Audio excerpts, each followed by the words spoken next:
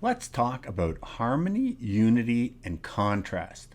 So first of all, let's deal with harmony. Harmony has to do with the idea that things that are all very similar kind of go together. So because of these shapes here are all kind of similar and they're all in a cool color, they're said to be very harmonious. So when we have all harmonious elements, they all appear to go together, and that creates what we call unity in a painting. The problem with too much unity is that it's just plain boring. So we need to add some contrast for excitement. And contrast refers to how different some elements are from other elements in the painting. Adding this stroke of orange has introduced the contrast that we need because it's the complement of the color blue, but it's disrupted the unity of the painting. It doesn't appear to go with the other strokes of color. One way to make things feel like they belong is just to echo or repeat them at other areas in the painting. You know, as Bob Ross often said, I'm going to put a little tree down here, I'm going to give it a little friend. So by repeating the strokes of orange, now we've solved the problem of the unity. The orange looks like it belongs, but now we have another problem. We have too many competing areas of interest. All four of those strokes of orange are calling to us just as loudly. In any good composition, we want to have one main area of the painting that shouts a little louder than any other, and this is called our center of interest or our focal point. So if I want to make that first stroke of orange my focal point, what I can do is just knock back or kind of dirty up those other strokes of orange just by putting a light wash of blue into them, which is going to gray them down. Now, since that's the only area where the pure orange shows, it's calling a little louder than the other areas. But I want to increase that a little more. So let's add some more blue around that stroke of orange. And let's create a little gradation going from the center out, where we have much more concentrated arrangement of these tiny strokes at the center, and they get more sparse as they move out towards the edge of the painting.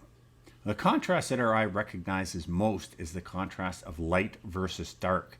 So if I want to increase the attention paid to that area even more, I can introduce some of these dark strokes. That's just going to help draw our eye to the center of interest even more. I think we could still use a little more orange so that the orange and blue goes together, but I don't need to introduce those intense strokes of orange. I'm just going to put a little influence of the orange in here with these very muted orangish tones.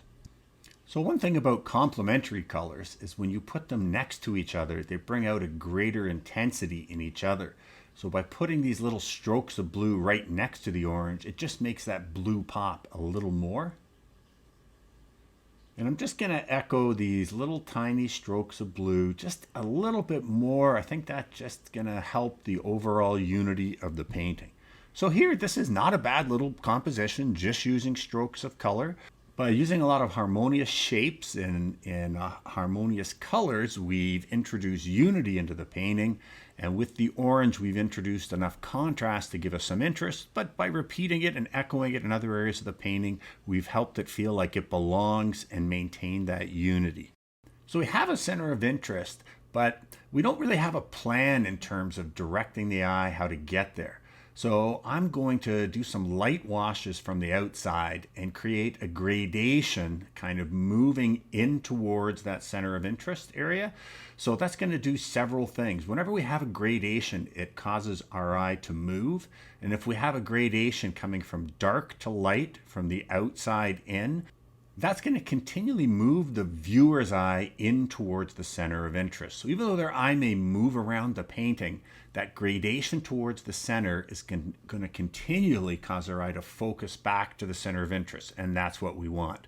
I'm also going to echo a little bit of the orange in this wash and even introduce some of those darks that we have in the center of the painting. Again, just adding to the overall unity. Now, by doing this wash over top, it's also done a number of other things. It's softened the edges of all of the other shapes, And our eye is drawn to hard edges much more than soft edges, but it also means that's the maximum contrast that we have right at the center of interest, because that's the only place where the white of the paper shows through, and it's right next to where the darkest darks are. Now, I'm just going to echo a few more of these little strokes of orange. Again, just to kind of give it a little more interest, but while still keeping the focus on the center of interest. And here we've got a nice little composition. Now, everything I've talked about here today, these are the kind of things you should be thinking about when you're creating your paintings. So again, the main things we talked about today was harmony, unity, and contrast. Well, I hope you found that helpful. If you're an artist and you're serious about improving your work, mastering composition is probably the fastest way to create a dramatic improvement in the quality of your work, whether you're just painting as a hobby, but particularly if you're trying to sell your work. If you have a painting with a strong composition, even if the execution is just mediocre, it is still likely going to be a very strong painting. But if you have a weak composition, there's really nothing that you can do to fix that painting without radically changing the way the elements in there are arranged. Now, I have an entire course on color and composition that regularly sells for $199, but right now you can get it for $69. And it also comes with some amazing bonus offers. You get one free live group Zoom call with me, and you'll also get 2 free modules from my Editing Digital Photos for Artists course, which is going to show you my workflow to take those ho-hum paintings and turn them into, oh my God, I love it photos, which are an absolute necessity, at least for me, to create the, oh my God, I love it paintings. So if you're interested in learning more about that, you can just click on the link in the description.